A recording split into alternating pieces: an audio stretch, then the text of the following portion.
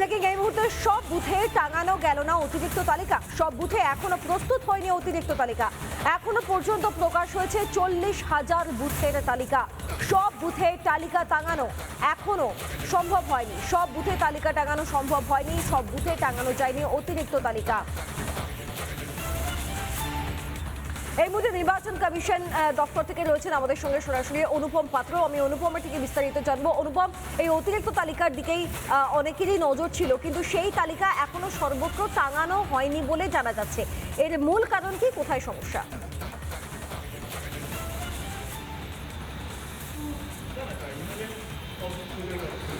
প্রথম দফার সাপ্লিমেন্টারি যে তালিকা সেটা ইতিমধ্যেই নির্বাচন কমিশন তারা নিজস্ব ওয়েবসাইটে প্রকাশিত করেছে এবং কমিশনের তরফে বলা হয়েছিল এই তালিকা যেমন নির্বাচন কমিশনের ওয়েবসাইটে থাকবে, একইভাবে প্রত্যেকটা বুথে বুথে থাকবে এবং জেলা শাসকদের যে দপ্তর সেই দপ্তরের বাইরেও টাঙানো থাকবে। ফলে যদি কেউ মনে করেন যে তিনি অনলাইনের মাধ্যমে দেখতে পেলেন না, সেক্ষেত্রে তিনি বুথে বুথে গিয়ে তার নাম আছে কিনা অ্যাডজুডিকেশনের যে তালিকা সেখানে তারা দেখতে পারতেন।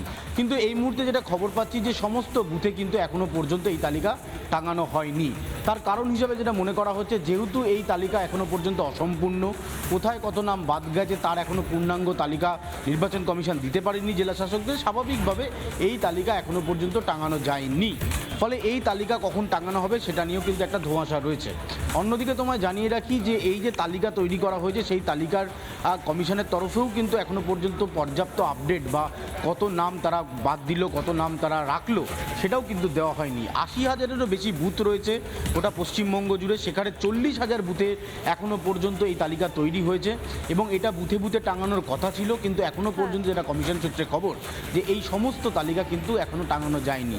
ফলে একটা বিভ্রান্ত রয়েছে এবং কমিশন যেটা জানাচ্ছে যে তারা দ্রুত এই প্রক্রিয়া শেষ করবে এবং বুথে বুথে এই অ্যাডজুডিকেশনের পর 60 লক্ষ নাম বাদের পর তারা যে 10 লক্ষ নামের যে তালিকা তৈরি করে প্রকাশিত করেছে সেই তালিকা দ্রুত তারা প্রকাশ করবে বুথে বুথে, এমনটাই কমিশন সূত্রে জানা যাচ্ছে। নানা ধরনের কন্টেন্ট দেখার জন্য লাইক করুন, শেয়ার করুন আমাদের ফেসবুক পেজ, সাবস্ক্রাইব করুন আমাদের ইউটিউব চ্যানেল। পাশাপাশি অন্যান্য ব্রেকিং নিউজের জন্য অবশ্যই চোখ রাখুন রিপাবলিক বাংলায়।